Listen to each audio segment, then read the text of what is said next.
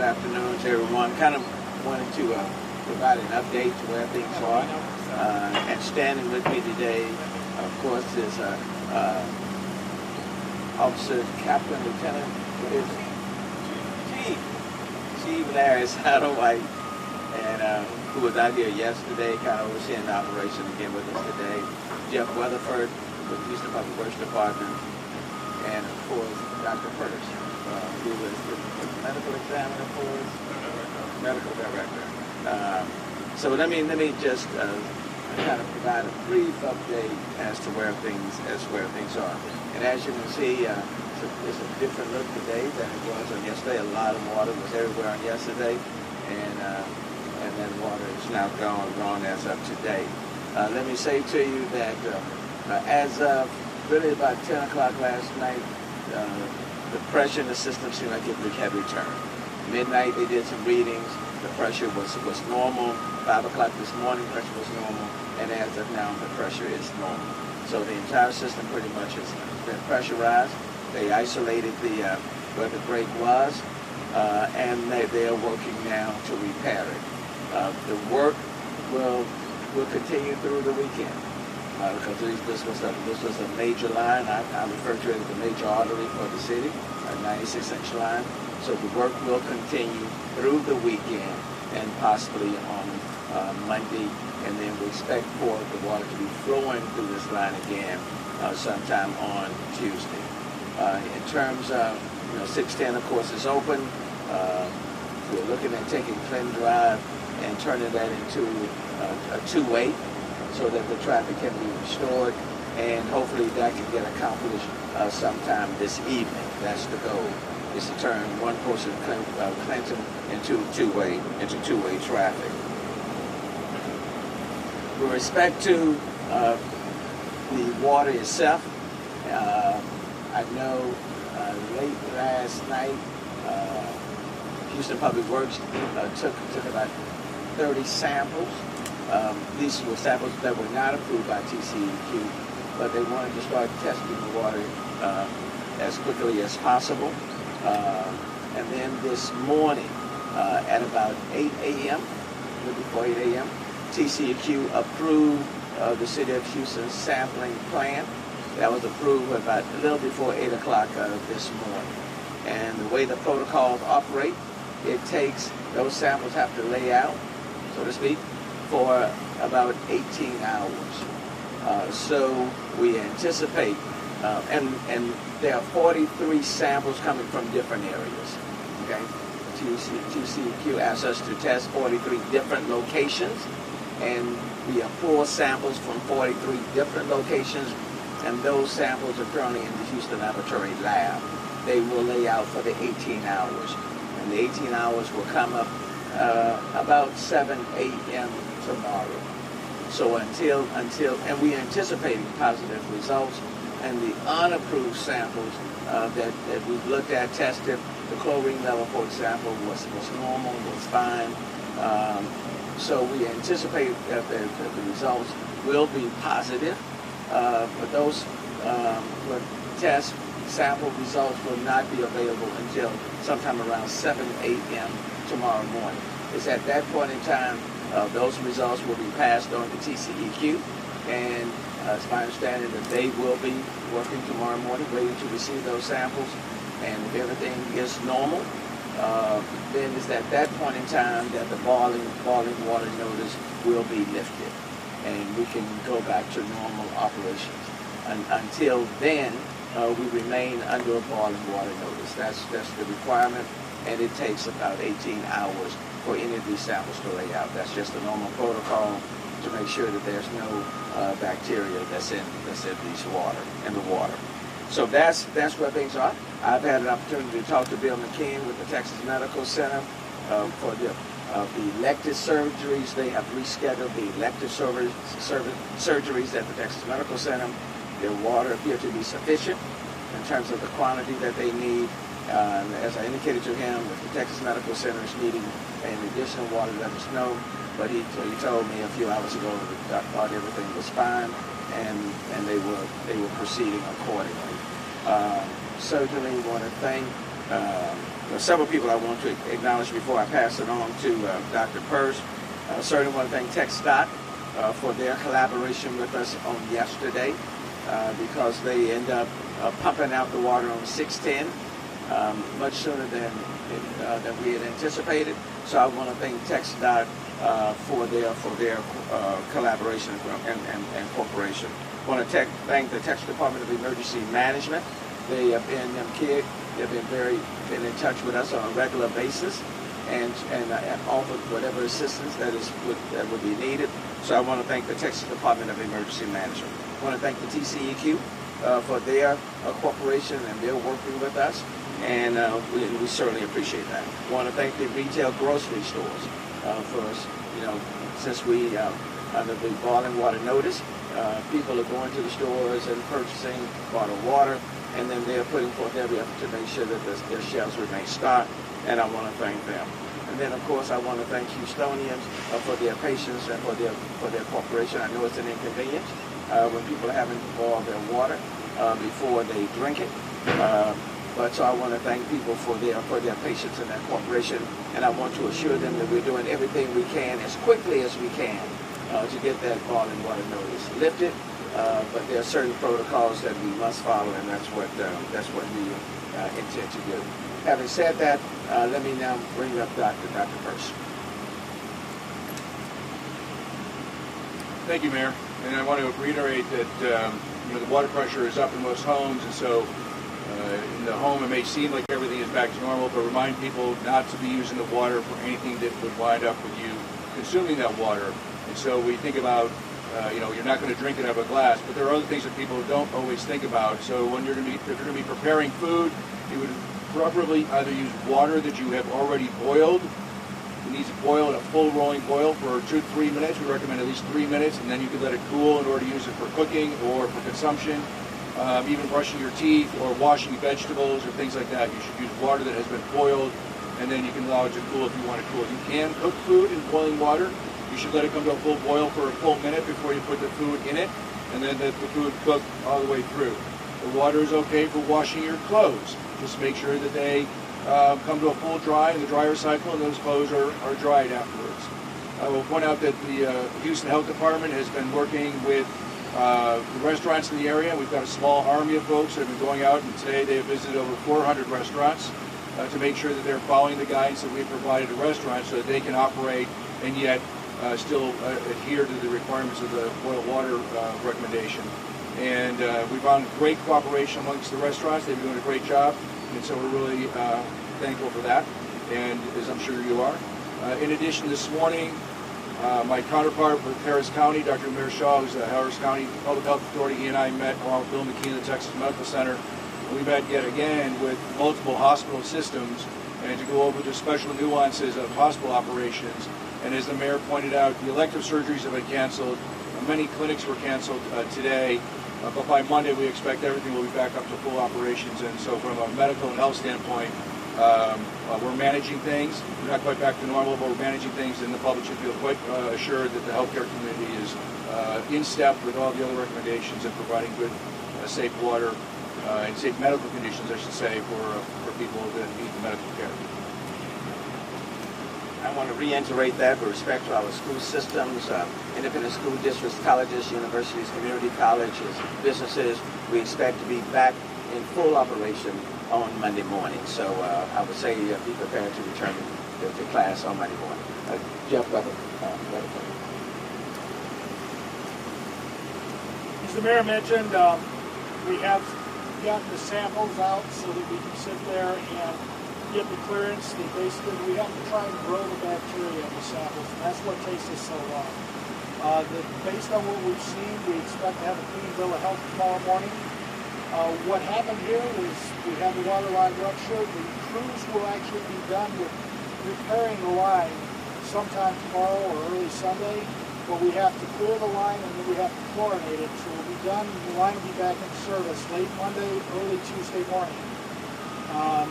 That in the meantime, we're going to be shifting traffic on the eastbound lanes so we can provide two-way traffic to get Flint back open again. And just bear in mind, anytime the pressure drops below 20 psi, then we are obligated to put forth the boiling water notice. So that's pretty much the cutoff. If the pressure drops below 20 psi, then the hot water notice takes effect. Chief Satterwhite. Thank you, Mr. Mayor. So let me echo the mayor in thanking everybody for their patience yesterday and for all the resources, all the departments that came out so quickly under the mayor's leadership, and to respond to this and get 610 open again. We were very happy to get it open overnight and get traffic moving again. We only ask that you continue with patience for us while we continue to hold Clinton Drive. As you can see, there's a lot of construction going on here. So we do anticipate getting 2 lanes open on the other side, but it's still going to be delays. So please be patient with us. We'll have officers out here. For the neighbors that live out here, we'll still be doing extra patrols to make sure that your neighbors are safe. And again, we want to message to anybody that think they would come out here and take advantage. We are out here, so we will hold you accountable. So with that, thank you, Mr. Mayor. Thanks, Chief. Again, I want to thank all of the homeowners, the neighbors, the residents along Clinton Drive and in this area for their patience. We know it's been a huge inconvenience. And then want to thank Houstonians, certainly in the area, in the city of Houston, for their patience. We know it's an inconvenience to them as well. So really want to be appreciative and thankful for everyone. And the goal is for this boiling water notice to be lifted sometime tomorrow morning. That's the goal, and that's what we're hoping to achieve. Having said that, anybody wants to take any questions or not? Yes. Given the fact that the pipe was like 35 years old, some members of the community wonder if this is going to happen again. If this is, they're going to. You mentioned yesterday that the infrastructure is not that great. So, is there a possibility that this could happen again? Yes. And when you're dealing with aging infrastructure, those possibilities always occur. And that's in every city. This particular pipe is 35 years old. Quite frankly, it's still within the range of usability. But I mean, yes, it's possible it can happen. We have water leaks, main leaks occurring in the city all the time. What makes this an exceptional case is this is a 96-inch leak, and it's a major artery. And quite frankly, that East Plant services about 50% of the city of Houston. So, but there's always a tremendous need to invest in infrastructure. I think you're hearing that even on the national level. Many cities are facing aging infrastructure, and a lot of work needs to be done. So then, Mr. Mayor, if I could follow up, if this is a 35-year-old pipe and the lifespan of these things is close to 50 years, how is age the reason to blame for this thing? Well, it was leaking prior to the work being done. That's one of the reasons why the company was out here, because the pipe was leaking, and they came out to fix it. So they were out here to repair, to find the leak, okay, and then to repair the leak. So I don't care what sort of number you want to put on it. The reality is it was leaking and it erupted and it burst, and it was a major element. Do you or Mr. Weatherford know what percentage of the pipes this size are that old? Yeah. We can find the information, but I don't know off the top of my head. Let's talk about the water. Yes. I know that there's a map out there, mapping out which directly impacted by this. Who has to worry about this? Is it anything that's really the city that you want the water usage? We know that the areas that are not impacted, for example, Kingwood and Clear Lake, those areas are not impacted. They're on a different system, so they are not impacted. I think the rest of the city pretty much would be impacted. So take out Clear Lake, take out Kingwood, pretty much everybody else is pretty much impacted by the boil water notice. Get some more information on what specifically caused the rupture. What is the idea? Based on the information that I received, it was already, a leak had already been detected. And that's why this particular company, Harper Brothers, was on site. It's part of like our task, one of the task orders where we have several contractors that are already contracted out to do this type of work. And so the leak had already been detected, and they were They was sent out to find the leak and then to fix the leak. And as they were moving into this area and was removing saw that was on top of this pipe, it erupted. So it's taking soil off the existing leak. Yes, yes. So the leak was already there, and they were out to find it and then to fix it. Mayor, one question we got from a lot of our viewers Sure. is whether this break will affect their water bills. Can you address that? It should not affect their water bill, and just like we've done in other cases, for example, if their bill should shoot up, we'll certainly work to make the adjustments. What happened here on yesterday was not their fault, and so we don't intend to punish or penalize them for something that they did not cause themselves. This is an infrastructure issue, and so I do not intend to have them penalized because of what occurred. What can we say to those that lost their cars, for example? They want to know, that wasn't their fault either. So. I'm sure that people will be making claims with the city, and I would say to them to put forth their claim, make their claim. Is the pipe drained at this point? Is it drained? The pipes, the line is drained. Is there any estimate on the volume of water that's through it? You know, we've asked that question, and they're trying to calculate that. We know it was quite a bit, but I don't want to venture a guess. I've asked them to kind of give me some idea of the quantity of water. As soon as we get that, I'll make that available.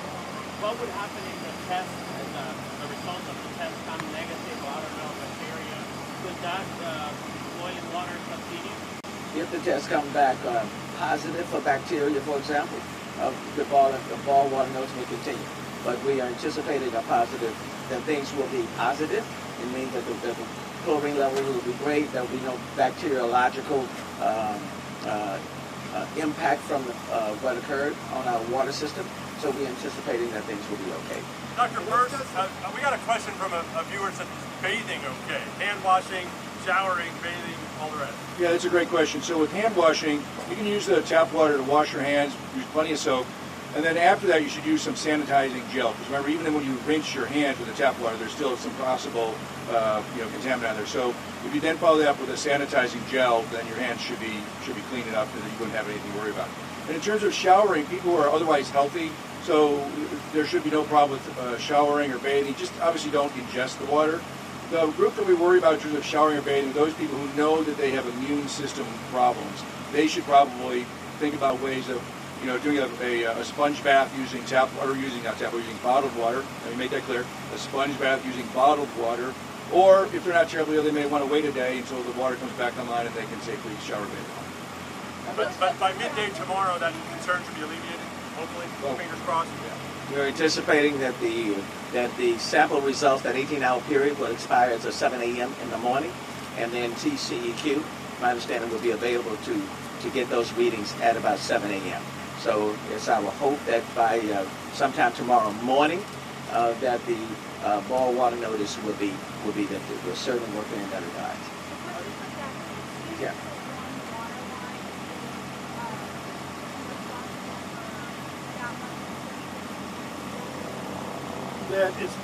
The line is just a large diameter line coming out of the plant, but when it ruptured, it caused the pressures coming out of the plant to other lines distributing to other parts of the city to drop as well. And that's what caused the problem. This line doesn't supply 50% of the city, but the plant does. And so when the pressure dropped, it dropped throughout that system. How many other 96-inch lines are there? I don't know that off the top of my head. We'll get that information to you. Like ballpark here? I have no idea. And we'll take just a couple, one or two more questions, wrap it up, and they'll be Mayor, around one to more we take. got from a viewer. Sure. For the businesses that were forced to close because of this, is there any kind of financial assistance or other assistance either through the city or another agency that you're aware of? I've had some conversations back and forth with the Texas Department of Emergency Management, and I certainly want to thank them and Nim Kidd, who's over the Texas Department of Emergency Management. We were talking about a disaster declaration and whether or not this would qualify, which would make it possible, maybe like for some small business loans and things of that nature. We're looking at all different sort of things that might help them out. For the businesses, for example, who stopped their operation yesterday, we're working through that. We don't know what the threshold might be. but we're exploring all possibilities to try to find out every available means to help them out. So a disaster declaration is possible, but that hasn't been fully determined yet. Any workers or residents injured? No injuries, and no homes took on water. We had about 12 cars that were stuck in the water, but in terms of injuries, none. In terms of houses where water penetrated or infiltrated their homes, none. Streets in bad shape, but we'll address that. Dr. Purse? So our viewers are very concerned because they go over to buy water at the market, and it goes so far. We already know about the filters that they will the bacteria. So what is the recommendation? So if you're going to go out, you're going to purchase water, you want to make sure you purchase water from a reputable source. Okay, so if you're, most of the supermarkets use bottled water that's done from a bottling plant. If you're going to someplace that is dispensing the water into a big jug locally, if it's within the city limits of Houston, I probably wouldn't do that right now. There are filters that can be put on those, but they will not protect against 100% of the bacteria that we're concerned with. So I would not recommend against anything. I would not recommend anybody consume any water that's coming out of a faucet right now within the city limits. Even if it's somebody's commercially selling water to you, I would probably wait until next week. What is the kind of bacteria that you guys are concerned with? Yeah, so, all right, so I'm sorry, this is going to be a little graphic, so bear with me. But what happens when the water pressure drops is that there can be a backflow of water. So that can come from the toilets in your house, especially in large buildings where there's a lot of gravity adding to that. And so you can get toilet water coming back into the main lines. And so all of the bacteria that would be found in that. In addition, in some industrial sites, there are some setups of water where the water is supposed to be constantly moving forward. And that water should move backwards, then whatever contaminants or chemicals or so on and so forth would be in that water system would potentially run backwards into the main lines. There are viruses, including hepatitis that we worry about, hepatitis A in particular. So those are the types of things that we worry about. I'm sorry that's a little graphic, but you asked the question. Let me just say, there's no evidence that the water is unsafe. I want to emphasize that. There's no evidence that the water is unsafe. In fact, the chlorine levels were normal based on the 30 unapproved samples that were taken. But anytime the water level drops, pressure level drops below 20 psi, we are obligated, as any city, we are obligated to issue the boil water notice. And then when you take the samples by regulatory dictate, those samples must lay out for 18 hours. And then you test, because that allows the determination whether or not there's any bacteria that's in those samples. And you have to take them from different areas, different locations, and so we have taken samples from 43 different locations. We anticipate tomorrow morning, when that 7 a.m. hits, that the samples will be fine and that it would indicate that the water system in the city of Houston is safe. Now, that's our hope, and that's what we're waiting to hear. But until that time, those who are in the Houston area, with the exception of Clear Lake and Kingwood, are under boil water notice. So again, you can wash your hands with it, soap, water, and then use some sanitizer. You can, generally speaking, if you don't have any immunological problems, you can bathe with it, should be fine. And then, of course, if you with your tooth, brushing your tooth and your teeth, use bottled water to do that. Okay. Thank you also very much. I do want to thank again TxDOT, Texas Department of Emergency Management, TCEQ, our businesses, retail grocers associations for their support. But most importantly, I want to thank the people in the city of Houston and the businesses for their patience, recognizing that this has been a huge inconvenience to a lot of people. Thank you also very, very much.